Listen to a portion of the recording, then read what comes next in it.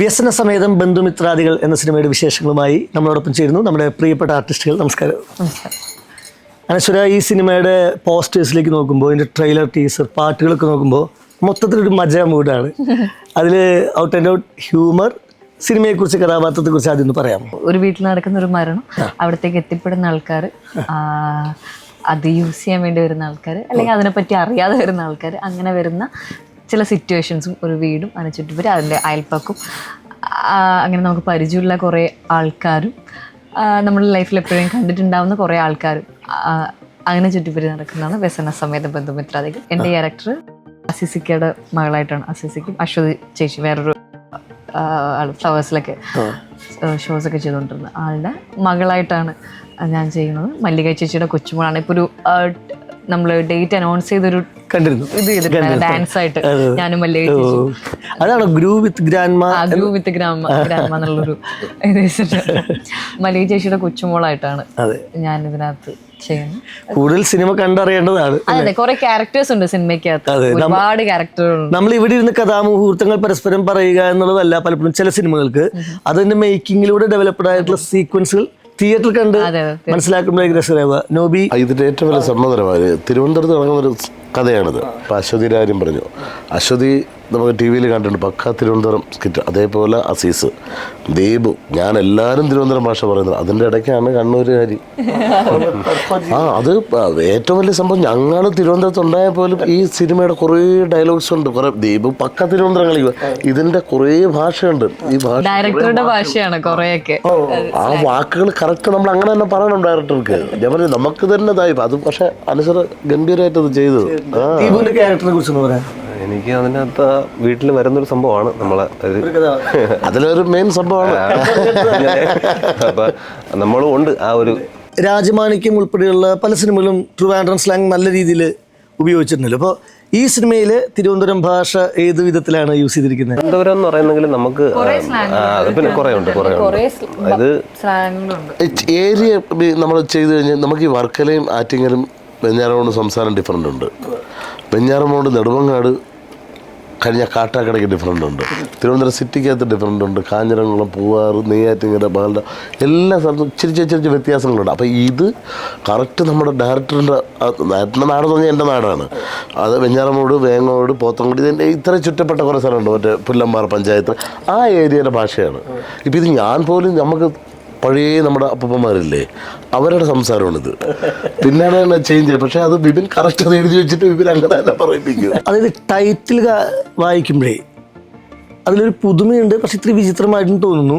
ഇത് കുറച്ചുകൂടി ചെറിയ ടൈറ്റിൽ ഇട്ടാൽ പോരെ. പക്ഷേ ഞാൻ പിന്നെ ട്രെയിലർ കണ്ടപ്പോൾ മനസ്സിലാക്കിയത്, ഈ വ്യസന സമേതം ബന്ധുമിത്രാദികൾ എന്ന് പറയുമ്പോൾ സ്വാഭാവികമായിട്ടും കുറേ റിലേറ്റീവ്സ്, അവരുടെ ചില സങ്കടം. പക്ഷെ ട്രെയിലറിൽ തുടർച്ചയായിട്ട് കണ്ട് തമാശയാണ്, നർമ്മമാണ്, കണ്ടിന്യൂസ് ആയിട്ട്. അതിനിടയിൽ അനശ്വര കരയുമ്പോൾ ഒരു കൗണ്ടർ ഉണ്ട്. അവൾ കരയുന്നതിൽ പോലും ഒരു എസ്തെറ്റിക് ഉണ്ട് പറയട്ടെ അല്ലേ? അതെന്താണ് അത്തരത്തിലുള്ള സിറ്റുവേഷൻസ് എങ്ങനെയാണ് രസകരമായിട്ട് തോന്നിയത്? അതായത് അവിടെ എത്തുന്ന ഒരു ക്യാരക്ടറാണ് ഈ പറഞ്ഞ പോലെ. അവിടെ നടക്കുന്ന മരണോ അതുമായിട്ട് ഒരു ബന്ധമില്ലാതെ അവിടെ എത്തിപ്പെടുന്നതാണ് സിജുവുടെയും ജോമോന്റെയും ക്യാരക്ടർ. അപ്പം അവർക്ക് വേറെ ഉദ്ദേശങ്ങളോടെ വരുന്നതാണ് അവിടെ. അത് അനശ്വര സുഹൈൽ എന്നൊരു ക്യാരക്ടറിനെയും പറയുന്നുണ്ട് ഇടയ്ക്ക്. വലിയൊരാളാണത്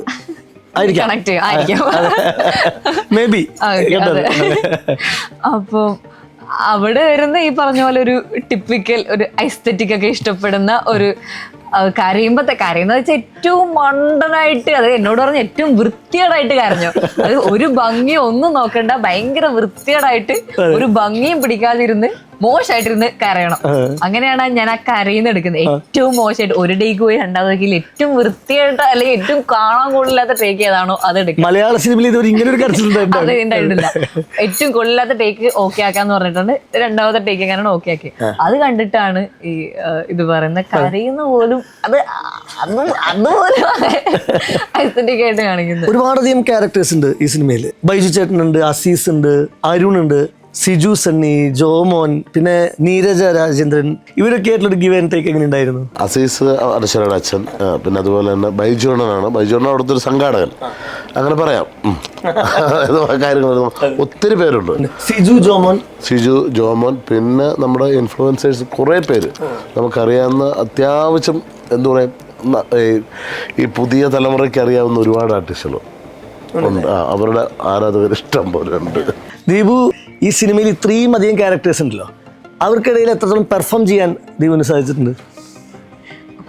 ദീപു ചേട്ടൻ്റെ പറയും എനിക്ക് ഒരുപാട് നന്നായിട്ട് പെർഫോം ചെയ്യാൻ പറ്റിയിട്ടുണ്ട്. അല്ല, ഡയറക്ടർ പറഞ്ഞ രീതിയിലൊക്കെ ചെയ്തിട്ടുണ്ട്. നമ്മൾ ചെയ്തിട്ട് പറയുന്ന അതേപോലെ തന്നെ ചെയ്യാൻ പറഞ്ഞു, ഇങ്ങനെ തന്നെ ചെയ്യണമെന്ന് പറഞ്ഞു. അതുകൊണ്ട് പറ്റുന്ന രീതിയിലൊക്കെ ചെയ്തിട്ടുണ്ട്. ഇനി വരുമ്പോൾ അറിയാൻ വരാം. ഒറ്റ ലൊക്കേഷനാണ്, ഒറ്റ ലൊക്കേഷനുള്ള കഥയല്ലേ, ഫ്രണ്ടും ബാക്കും സൈഡും ഇങ്ങനെ പോവുകയാണ് ക്യാമറ. അതായത് ഈ സിനിമയ്ക്കകത്ത് പറഞ്ഞ പോലെ കുറേ ക്യാരക്ടേഴ്സ് ഉണ്ടാകുമ്പോൾ തന്നെ ഇവരെന്ന് വെച്ചാൽ കുറേ നമ്മുടെ ഇൻഫ്ലുവൻസസ് നമുക്ക് പരിചയമുള്ള നമ്മൾ യൂട്യൂബിലൊക്കെ കണ്ടിരിക്കുന്ന ആൾക്കാരുണ്ട്. അതേപോലെ ഒരുപാട് അശ്വത് ചേച്ചി കുറേ നാളായിട്ട് നാടകം ചെയ്തുകൊണ്ടിരുന്ന ഷോസൊക്കെ ചെയ്തുകൊണ്ടിരുന്നതാണ്. പിന്നെ അതേപോലെ ചേട്ടൻ അങ്ങനെ കുറേ നാളായിട്ട് ഈ നമ്മുടെ ഷോസും നമ്മുടെ അത് അത്രയും ഭയങ്കര സീനിയർ ആയിട്ടുള്ള ഒരുപാട് നല്ല കുറേ നടന്മാർ നമ്മുടെ ഈ സിനിമയ്ക്കകത്തുണ്ട്. ഒരുപാട് നല്ല നടൻ നമുക്ക് കാണുമ്പോൾ തന്നെ ഇപ്പോൾ ഒരു നോർമലി നമ്മൾ സ്ക്രിപ്റ്റ് വായിക്കുന്ന സമയത്ത് നോർമലി ഉണ്ടായിരുന്ന ഒരു സീനായിരിക്കും. പക്ഷെ അവരുടെ ഡയലോഗ് ഡെലിവറിയും അല്ലെങ്കിൽ അവർ പറയുന്ന ഒരു രീതിയും കൊണ്ട് ഓരോ സീനും അത് ഓരോ സീക്വൻസുകളായിട്ട് തന്നെ കാണുന്ന സമയത്ത് അത് ഭയങ്കര ബെസ്റ്റായിട്ട് നിൽക്കും. ഇപ്പം സിനിമ കണ്ടു കഴിയുമ്പോൾ കുറേ ക്യാരക്ടേഴ്സ് നമ്മുടെ മൈൻഡിലോട്ട് പോകും. അത്രയും അടിപൊളിയായിട്ടാണ് എല്ലാവരും ആദ്യം തൊട്ടുള്ള അവസാനം വരെയുള്ള ആൾക്കാർ ഒരുപാട് നല്ല നടന്മാരുടെ കൂടെ വർക്ക് ചെയ്യാൻ പറ്റി സിനിമയ്ക്കകത്ത്. അനശ്വര വളരെ പ്രതീക്ഷ നൽകുന്ന ഒരു അഭിനേത്രിയാണ്. ഇപ്പോൾ ചെയ്ത സിനിമകളിൽ തണ്ണീർമത്തൻ ദിനങ്ങളും സൂപ്പർ ശരണ്യയും രേഖാചിത്രം ഉൾപ്പെടെയുള്ള ഒട്ടേറെ സിനിമകളിലെ പെർഫോമൻസ് മലയാള സിനിമാ പ്രേക്ഷകർക്കും ഫിലിം മേക്കേഴ്സിനൊക്കെ വളരെ പ്രോമിസിംഗ് ആയിട്ട് തോന്നുന്നു. മലയാള സിനിമയിലെ മറ്റ് കുറച്ചുകൂടെ എക്സ്പീരിയൻസ്ഡ് ആയിട്ടുള്ള മുതിർന്ന നടിമാരെ നോക്കുമ്പോൾ 50 വർഷത്തിലധികം അനുഭവപരിചയമുള്ള എക്സ്പീരിയൻസ് ഉള്ള ആക്ട്രസ്സാണ് നമുക്കേറെ പ്രിയപ്പെട്ട മല്ലിക ചേച്ചി, മല്ലിക സുകുമാരൻ. മല്ലിക ചേച്ചി ഈ 50 വർഷത്തിനിടയിൽ പല കഥാപാത്രങ്ങളും ചെയ്തു കണ്ടതിൽ ഇതുപോലൊരു ലുക്കിൽ ആദ്യമായിട്ട് കാണുന്നത്. എന്താ പറയാമോ ചേച്ചിയുടെ ക്യാരക്ടറിനെ കുറിച്ച്? ചേച്ചിനെ റിയൽ ലൈഫിൽ കാണാൻ കുറച്ചും കൂടി യങ് ആണ് ആള്. അപ്പൊ കുറച്ചും കൂടി ഏജ്ഡ് ആക്കിയിട്ട് ആളുടെ ചെയ്തേക്കാണ്. മല്ലിക ചേച്ചി എന്റെ അമ്മമ്മയായിട്ടാണ് ഈ സിനിമയ്ക്കകത്ത്. നേരത്തെ പറഞ്ഞ ഗ്രൂ വിത്ത് ഗ്രാൻഡ് മാ. അതെ അതെ, ഭയങ്കര ചില്ലായിട്ടുള്ള ഭയങ്കര ഇപ്പൊ നമുക്ക് എല്ലാവർക്കും ഭയങ്കര ഇഷ്ടമാണ് സെറ്റിൽ എല്ലാവർക്കും മല്ലിക ചേച്ചിയോടുള്ള ഒരു റെസ്പെക്ട് ഉണ്ട്. അറ്റ് ദ സെയിം ടൈം നമുക്ക് എല്ലാവർക്കും സെറ്റിലെ ക്രൂനായാലും എല്ലാവർക്കും നമുക്കുള്ളൊരു ഇഷ്ടമുണ്ട് മല്ലിക ചേച്ചിയുടെ അടുത്ത് വരുമ്പോൾ തന്നെ. പക്ഷെ മല്ലിക ചേച്ചി എല്ലാവരുടെ അടുത്തും ഭയങ്കര ചില്ലായിട്ട് ഭയങ്കര കൂളായിട്ട് സിനിമയെ പറ്റി ഒരുപാട് സംസാരിക്കും, അല്ലെങ്കിൽ സീനിനെ പറ്റി സംസാരിക്കും, വേറെ കുറേ കാര്യങ്ങൾ അത് സംസാരിക്കും. സീനിൻ്റെ ഇടയിലൊക്കെ ആൾ ഒരുപാട് കാര്യങ്ങൾ സംസാരിച്ചിരിക്കും. അങ്ങനെയുള്ളൊരു പേഴ്സൺ ആണ്. ഇപ്പം പറഞ്ഞ പോലെ തന്നെ ഒരുപാട് സീനിയറാണ്. അത്രയും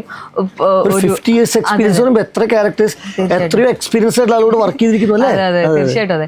അപ്പോൾ ഭയങ്കര പ്രൊഫഷണൽ ആണ്. അറ്റ് ദ സെയിം ടൈം നല്ല നമുക്ക് പറഞ്ഞത് ഭയങ്കര അടിപൊളി പെർഫോമറാണ്. അപ്പൊ ആളുടെ കൂടെ ഒരു സ്ക്രീൻ ഷെയർ ചെയ്യാതെ മാത്രമേ ഉള്ളൂ. ബാക്കി എല്ലാവരും നമ്മളൊക്കെ തന്നെയാണ്, സ്ഥിരം കാണുന്ന ആൾക്കാരാണ്. മല്ലിക ചേച്ചിയും എല്ലാവർക്കും ആ റെസ്പെക്റ്റും കൊടുക്കുന്നുണ്ട്, മല്ലിക ചേച്ചിക്കും ആ റെസ്പെക്ട് കൊടുക്കുന്നുണ്ട്. സോ ഭയങ്കര കൂളായിട്ടുള്ളൊരു പേഴ്സൺ ആണ്. ഒരു കാര്യം ഇപ്പൊ വിപിൻ ആൻഡ് വിപിൻ എന്ന് പറയേണ്ടി വരും. നിർമ്മാണം ഒരു വിപിനാണ്, സംവിധാനം രചന മറ്റൊരു വിപിനാണ്. എങ്ങനെയുണ്ടായിരുന്നു ആ വിപിൻ കൂട്ടുകെട്ടുമായിട്ട് ഒന്നിച്ച് വർക്ക് ചെയ്തപ്പോൾ ഒരു അനുഭവം? എന്നെ വിളിക്കുന്നത് വിപിൻ ദാസ് പ്രൊഡ്യൂസറാണ് എന്നെ ഇതിനകത്ത് വിളിക്കുന്നത്. ഒരു പെട്ടെന്ന് തുടങ്ങിയൊരു സിനിമയാണ്. നിങ്ങൾ നേരത്തെ വർക്ക് ചെയ്തിട്ടുണ്ട്. അപ്പം കഥ കേട്ടു, ഇഷ്ടപ്പെട്ടു. അവർ രണ്ടുപേരും ഭയങ്കര രസം, രണ്ട് വിപിന്മാരും കൂടിയിട്ട്. അതായത് വിപിൻ ചേട്ടന് ആളുടെ ഒരു ഷോർട്ട് ഫിലിം ചെയ്തിട്ടുണ്ട്, ഡയറക്ടർ വിപിൻ ചേട്ടൻ. അത് 5-ന്റെ സഞ്ചയനം ഒരു ഷോർട്ട് ഫിലിം ചെയ്തിട്ടുണ്ട്. അവരിരുന്ന് ഡിസ്കസ് ചെയ്യുന്നതും അല്ലെങ്കിൽ രണ്ടുപേരുടെ ഐഡിയാസ് ബ്ലെൻഡ് ആയിട്ടുള്ള ഒരു കൈൻഡ് ഓഫ് സിനിമയാണ്.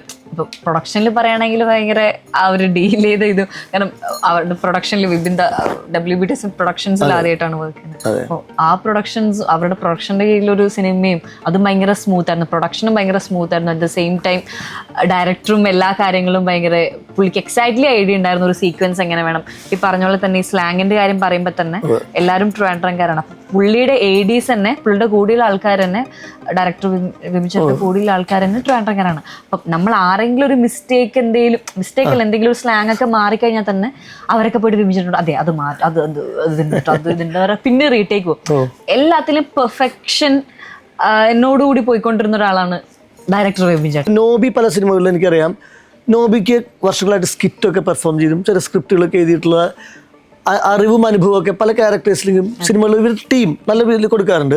ഇതിൽ ഒരുപാട് പേരുണ്ടല്ലോ ആ സീസണിൽ. നോബിയുണ്ട്, ഈ പറഞ്ഞ നിങ്ങൾക്ക് അങ്ങനെ ഒരു സ്പേസ് അവർ അനുവദിച്ചിട്ടുണ്ടാവണം അല്ലേ? സ്പേസ് എന്ന് പറഞ്ഞാൽ ബിബിൻ പക്ക ഒരു സ്ക്രിപ്റ്റാക്കി വെച്ചിട്ടുണ്ടായിരുന്നു ഈ പടം.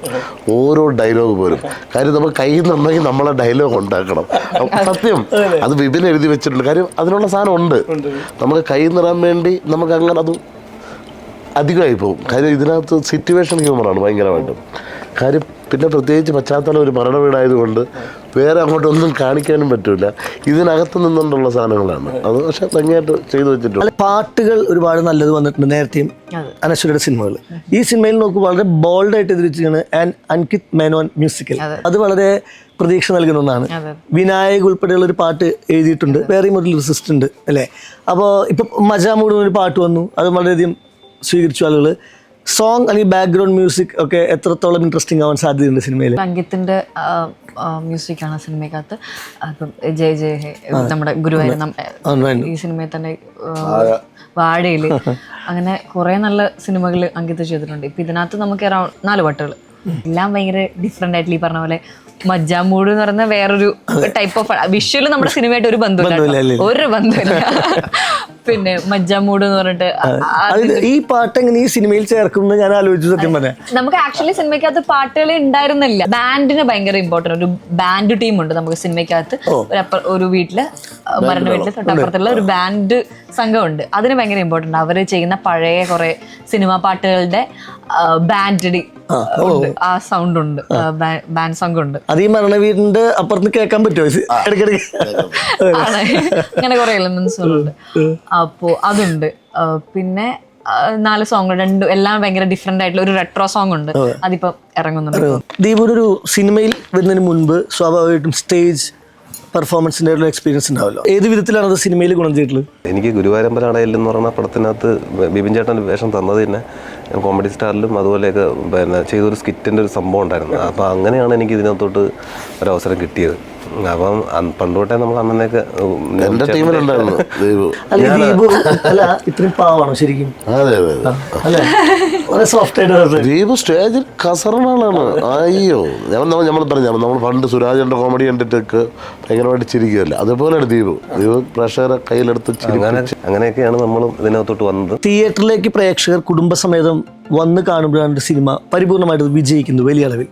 ഫാമിലി ഓഡിയൻസിന് സ്വാഭാവികമായിട്ട് ഇഷ്ടപ്പെടാവുന്ന കുറേ മുഹൂർത്തങ്ങളുണ്ടാകും. കാരണം ബന്ധുമിത്രാദികൾ എന്നൊക്കെയുള്ളൊരു പദം ഈ അടുത്ത് വളരെ കുറവായിരിക്കും സിനിമയിൽ കണ്ടിട്ടുണ്ടാവുക. സിനിമകളിൽ തന്നെ ഫാമിലി മെമ്പേഴ്സിൻ്റെ ഇമോഷൻസൊക്കെ കുറവാണ് പലപ്പോഴും പുതിയ സിനിമകളിൽ കാണുന്നത്. അത്തരത്തിൽ കുടുംബ പ്രേക്ഷകരോട് എന്താണ് ഈ അവസരത്തിലാണ് ശരിക്കും പറയുന്നത്? ഈ പറഞ്ഞ പോലെ നമുക്കൊരു ക്രൈറ്റീരിയ ഒന്നുമില്ല സിനിമയ്ക്ക് ഇന്ന ഏജ് ഗ്രൂപ്പിലുള്ളവർക്ക് കാണാം, അങ്ങനെ ഇല്ല. കുടുംബ പ്രേക്ഷകർ എല്ലാവരും അതെ അങ്ങനെ ഒരു ക്രൈറ്റീരിയ ഇല്ല. അതൊരു ഇന്ന ഏജിലുള്ളവർക്കോ യൂത്തിനെന്നോ അങ്ങനെ ഒരു ക്രൈറ്റീരിയ ഇല്ല സിനിമയ്ക്ക്. എല്ലാവർക്കും പറഞ്ഞ പോലെ എല്ലാവർക്കും കണക്ട് ചെയ്യാൻ പറ്റും. നമ്മുടെ നാട്ടിലോ അല്ലെങ്കിൽ നമ്മുടെ വീട്ടിലൊക്കെ ആരെങ്കിലും എപ്പോഴെങ്കിലും നമ്മൾ കണ്ടിട്ടുള്ള പരിചയമുള്ള കുറെ മുഖങ്ങൾ ഈ സിനിമയ്ക്കകത്തുണ്ട്. നിങ്ങൾ ആരെയാണ് തിയേറ്ററിൽ നിന്ന് കഴിഞ്ഞ് കഴിയുമ്പോൾ എനിക്കറിയാം ഇയാളെ എന്ന് പറഞ്ഞ് കൊണ്ടുപോകുന്ന ആരാണെന്ന് നമുക്ക് അറിയില്ല. അപ്പൊ പക്ഷെ ഒരുപാട് ഫാമിലി മുഹൂർത്തങ്ങൾ സിനിമയ്ക്കകത്തുണ്ട്. നിങ്ങൾ ഫാമിലിയായി പോയി കണ്ടാൽ നിങ്ങൾക്ക് ഇഷ്ടപ്പെടാൻ പറ്റുന്ന ഒരുപാട് നല്ല മുഹൂർത്തം നമ്മുടെ സിനിമയ്ക്ക്. അപ്പൊ നമ്മളെ സിറ്റുവേഷൻ നമ്മൾ തിരുവനന്തപുരത്തുള്ള ഒരു മരണ വീടാണല്ലോ നമ്മൾ ചെയ്തേക്കുന്നത്. കണ്ണൂരുള്ള മരണ വീട്ടിൽ ഏകദേശം ഇങ്ങനെയൊക്കെ അല്ല എന്ത് പറയുമോ. അപ്പൊ എനിക്ക് കാര്യം ഇതുപോലെ ആയിരിക്കും അവിടെ നമ്മൾ മരണ വീട്ടിലൊക്കെ സെയിം ആണ്. ഈ പറഞ്ഞ പോലെ ഇപ്പൊ നേരത്തെ പറഞ്ഞില്ലേ മരണ വീട്ടില് സീരിയസ് ആയിട്ട് നാടകങ്ങളാണ് നമ്മുടെ റിയൽ ലൈഫിലുണ്ട്. നമ്മളെ വീട്ടിൽ മരിച്ചെടുക്കുമ്പോൾ എല്ലാവർക്കും അതൊന്നും അത്രയും നമ്മളെ വീട്ടുകാരെ പോലെ കരയണമെന്നൊന്നും. നമ്മൾ ട്രെയിലറിൽ തന്നെ ജോമൻ പറയുന്നുണ്ട് വേറെ ആൾക്കാർ കരയും കാണുമ്പോൾ എനിക്ക് ചിരി, അങ്ങനെയുള്ള ആൾക്കാരുണ്ടായിരുന്നു. സ്കിറ്റ് ചെയ്തിട്ടുണ്ടായിരുന്നു മരണത്തിൽ ഈ ചിതയുടെ ഇങ്ങനെ കുടം വെച്ചിട്ട് എനിക്ക് ഒത്തിരിയുമല്ലോ, ഇങ്ങനെ കുടം വെച്ചിട്ട് ഇങ്ങനെ പോകല്ല. അപ്പം വീട്ടിനടുത്ത് സംഭവിച്ചൊരു സംഭവം അത് നമ്മൾ സ്കിറ്റാക്കുകയും ചെയ്തായിരുന്നു. അപ്പോൾ ഇങ്ങനെ പോയപ്പോഴത്തേക്ക് അതിന് ഇങ്ങനെ ഈ കുടത്തിലിങ്ങനെ ഓരോ റൗണ്ട് വരുമ്പോഴത്തേക്ക് ഇങ്ങനെ കൊത്തും. ഇത് ആള് കഷണ്ടി ആയിരുന്നേ.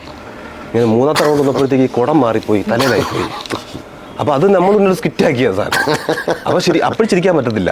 കാരണം അതൊരു മരണ വീടായതുകൊണ്ട് മരണമായിട്ട് നടക്കുന്ന മിക്കുള്ള കോമഡികൾ നമുക്ക് അപ്പം ചിരിക്കാൻ പറ്റത്തില്ല. പക്ഷെ കുറേ കഴിഞ്ഞതിന് ശേഷം നമുക്ക് ചെയ്തു വരും. ഏതായാലും വ്യസന സമേതം ബന്ധുമിത്രാദികൾ എന്ന സിനിമ ഒരുപാട് സന്തോഷവും ചിരിയും രസവും പ്രേക്ഷകർക്ക് സമ്മാനിക്കട്ടെ. എല്ലാ ആശംസകളും. Thank you.